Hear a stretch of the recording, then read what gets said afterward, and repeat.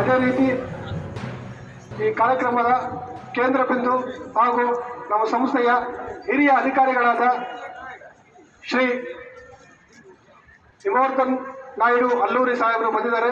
ಅವರಿಗೆ ನಮ್ಮೆಲ್ಲರ ಪರವಾಗಿ ಹೃತ್ಪೂರ್ವಕವಾದ ಸ್ವಾಗತವನ್ನು ಬಯಸ್ತಾ ಇದ್ದೀನಿ.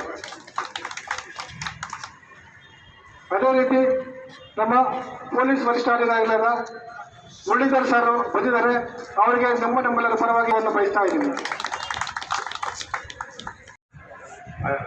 ವರ್ಗದ ಗಣ್ಯ ವ್ಯಕ್ತಿಗಳೇ ಮತ್ತು ಇಲ್ಲಿ ನೆರೆದಿರ್ತಕ್ಕಂಥ KSRTC ಸಿಬ್ಬಂದಿ ವರ್ಗದವರೇ ಮತ್ತು ಎಲ್ಲ ನಾಗರಿಕರೇ ಮತ್ತು ಮಾಧ್ಯಮದ ಯೂಟ್ಯೂಬ್ ಮಾಧ್ಯಮದ ವರ್ಗದ ಮಿತ್ರರೇ, ಇವತ್ತೊಂದು ದಿವಸ ನಾನು ಹೇಳೋದಿಷ್ಟೇ, ನಮ್ಮ ಸನ್ಮಾನ್ಯ ಮಂತ್ರಿಗಳಾದ ಸುಧಾಕರ್ ಸಾಹೇಬರು ಇರಬೇಕಾಗಿತ್ತು. ಅವರ ಅನುಪಸ್ಥಿತಿಯಲ್ಲಿ ಇವತ್ತು ಉದ್ಘಾಟನೆ ಮಾಡೋಕ್ಕೆ ಅಧಿಕಾರಿಗಳು ಹೇಳಿದರು. ಇವತ್ತು ಆ ಕಾರ್ಯಕ್ರಮ ನಡೆಸ್ತಾ ಇದ್ದಾರೆ.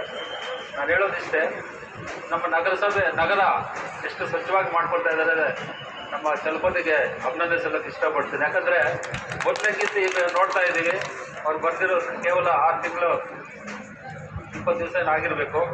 ಅವ್ರಿಗೆ ನಿಜವಾಗ್ಲೂ ತುಂಬ ಸಹೃದಯ ಶುಭಾಶಯಗಳು ಹೇಳೋಕ್ಕೆ ಇಷ್ಟಪಡ್ತೀನಿ. ಅದೇ ರೀತಿ ಇಷ್ಟೊತ್ತು ನಮ್ಮ ಡಿಪೋ ಮ್ಯಾನೇಜರ್ ಕೂಡ ಇದು ಅಭಿನಂದನೆ ಸಲ್ಲಿಸಿದ್ದಾರೆ. ಅವ್ರಿಗೂ ಅಭಿನಂದನೆ ಸಲ್ಲಿಸ್ತಾ ಬಂದೆ. ಅದೇ ಥರ ನನ್ನ ಸ್ನೇಹಿತರಾದ ಆನಂದ್ ಸರ್ ಅಷ್ಟೇ, ಅವರು ಉತ್ತಮ ಆಡಳಿತ ಅಧಿಕಾರಿ.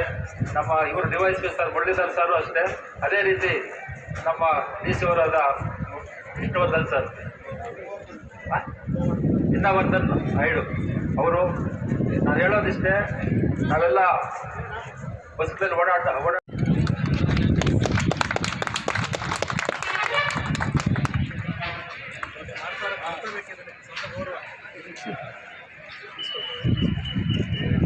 ಬಹಳಷ್ಟು ಪರ್ಫಾರ್ಮೆನ್ಸ್ನಲ್ಲಿ ಹೇಳಕ್ಕೆ ನಾನು ಇಷ್ಟಪಡ್ತೇನೆ.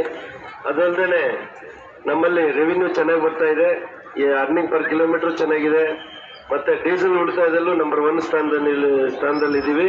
ಮತ್ತು ನಮ್ಮ KSRTC ಇಡೀ ಇಂಡಿಯಾದಲ್ಲಿ ಒಂದು ಲೆಕ್ಕದಲ್ಲಿ ಏಷ್ಯಾನಲ್ಲಿ ನಂಬರ್ 1 ಸ್ಥಾನದಲ್ಲಿದೆ ಅಂತ ಹೇಳಕ್ಕೆ ಇಷ್ಟಪಡ್ತೀನಿ. ಮತ್ತು ಇಲ್ಲಿವರೆಗೂ 345 ಪ್ರಶಸ್ತಿಗಳನ್ನು ಪಡೆದು ನಮ್ಮ KSRTC ಅತ್ಯುತ್ತಮವಾಗಿ ಕೆಲಸ ನಿರ್ವಹಿಸ್ತಾ ಇದೆ ಅಂತ ಹೇಳಕ್ಕೆ ಇಷ್ಟಪಡ್ತೀನಿ. ಮತ್ತೆ ಉದ್ಘಾಟನೆ ಮಾಡೋಕ್ಕೆ